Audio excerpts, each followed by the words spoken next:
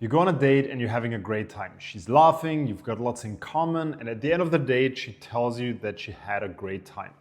But the next day, she ghosts you. Or even worse, she tells you that she didn't feel the connection, she didn't feel the spark, she didn't feel the energy or the vibe. And the worst thing is, she can't even leave you a review or tell you what was missing. Now, this video is going to be that review, so you know exactly what to look out for and what to do different. Now, there are two core issues. Does it look more like a friendly chat or like a date? And does it look like you want it more than her? And in this video, we're going to fix both of these issues and turn that friendly chat where you wanted more than her into memorable, arousing date where she begs to see you again. Now, the reason most men can't do this instinctually is not because they don't know how to do it, because let's face it, you already do it with your close friends. You already banter, you talk shit, you have a great time, and usually it's quite memorable. But when you talk to a girl you like, it doesn't really work that way. All of a sudden, you're thinking about what to say, you're thinking about how to make her laugh, and just feels a bit stuck. And that feeling of being stuck comes from you worrying about fucking things up. And that hesitation, that moment of hesitation of whether you should make the joke, of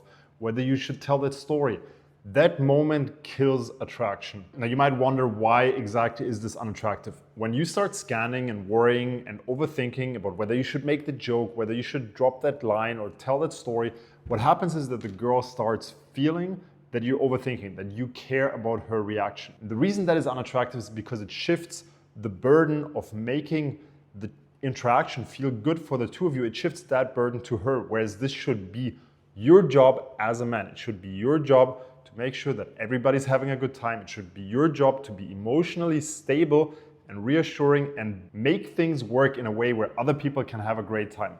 But when all of a sudden that burden shifts to the girl and the girl needs to reassure you, make sure that you're emotionally stable, make sure that you're having a good time, then that dynamic is inherently unattractive to women. So the question is, how do we bring that side of your personality out that you already have when you're with your friends, when you're having a good time? How do we help you bring that out when you're in an environment where, for example, you're talking to a girl you find attractive and maybe you're a little bit intimidated? Now, the actual solution is something that you've heard a million times. The problem is that it's usually not explained in a very good way. The solution, the simple solution in technical terms, would be to introduce things like disagreeing and teasing the girl and playfully challenging the girl. The problem is that that's not really something that helps you from a mindset perspective, because we know we need to do these things, but when we're in our head and worrying about fucking it up, what usually happens is that we come from a perspective of wanting to make it work, and then it carries the wrong emotion because we're scared. We don't do it from a place of making the interaction more fun. We do it from a place of, oh, I hope I don't fuck it up, from a place of fear. And there's something called the law of state transfer. When you feel an emotion, a strong emotion, the other person will tend to feel that. When you're very happy, think of a person coming towards you, they're very excited to see you. That will transfer to you and you will take over a little bit of that emotional state.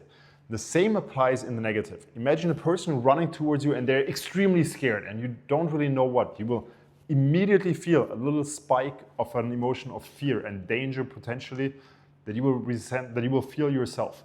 So because of that law of state transfer, whenever you feel fear, that will tend to transfer to the other person. And we need to shift that energy to a more positive energy. So what I want you to think of is introducing playful tension. So the reason we are scared of doing these things like challenging somebody, like cracking a joke, like saying something stupid, is because we're scared of fucking things up. But the truth is that a good vibe, good energy, a good flirty interaction lives on tension.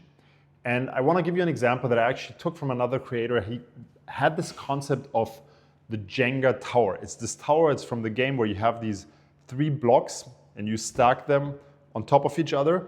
And then every player has to take out a block and put it on top. If the game was only you stacking more blocks, yeah, it might be positive, right? There's not a lot of risk involved and you all talk and have a great time.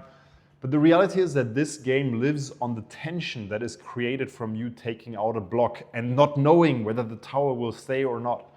And that's exactly the same thing that happens in a great conversation on a date. By you playfully introducing friction, it creates this tension where the girl wants to know how things will continue, what comes next, what's going to happen. and it's all a little bit uncertain. And that friction, that playfully introduced friction, this is what allows the vibe to exist. This is what allows her to want to know what happens next. It's what allows her to want to chase a little bit, to want to see what comes after. And it allows her to remember this whole interaction in a more fun and memorable way, because there was this tension. It was not just a straight line of positive emotions. Instead, it was actually this, and this is what's memorable. It's a little bit like watching a movie where something intense happens. It's way more memorable than watching a movie where not a lot of things happen, but it was like a positive story. So this is why we want to introduce playful friction. And now to the actual part of the video of where we're going to talk about how to do this. Now, how do you do this? I'm going to share 2 formulas with you that you can apply right away. The baseline of these formulas is having a normal conversation as a foundation. I made a video on this. If you haven't seen it, go watch it, where I talk about how to have a normal but playful conversation. Now, there are 2 formulas that you can apply right away that are very simple, and they can be integrated into pretty much every single interaction, and they allow you to be playful, to create a vibe without you having to say anything that is too far out there and that might actually hurt the other person or offend the other person, or come across like you're trying a little too hard. Now, the first one is playfully disagreeing with something the other person says. And I say playful because you don't want to disagree for no reason and offend them. You just want to make it a little bit of a joke. And I usually do this with things where I actually disagree. So when somebody tells you that their favorite beverage is a cappuccino and you prefer black coffee, rather than saying, oh, that's cool, you like cappuccino, I like black coffee, just say something along the lines of, oh, you like cappuccino? That's horrible. Just diss them a little bit for it, but do it playful, do it with a little smirk on your face. Just say it in a way as a joke to make the interaction more fun and see what they say back to it. Again, think of it as playing Jenga. You take out a stone by saying this thing, so you make the conversation a little unstable and see what comes back from them. And whenever you go over the top or you said something and they didn't realize it's a joke, just say it. Just say, hey, I was just kidding, just kidding. And then continue the interaction. The second thing you can use very readily is challenging small inconsistencies in people's stories. Now, when we have conversations, it happens all the time that we say something and it creates somewhat of an inconsistency with something we talked about earlier. To just stick with the coffee example, let's imagine she said that she's a coffee lover, and then the barista comes over and asks her what she wants to order, and she says the wrong word. You could immediately give her a little bit of shit on that and say something along the lines of, oh, I thought you were a coffee lover, right? So you, again, take away a building block, create tension by throwing something at her and just seeing what she comes back with. It sounds a little simple, but it works because you challenge or tease on something that's already happening organically in the conversation, rather than trying to make up something that's completely out there, something that might feel try-hard.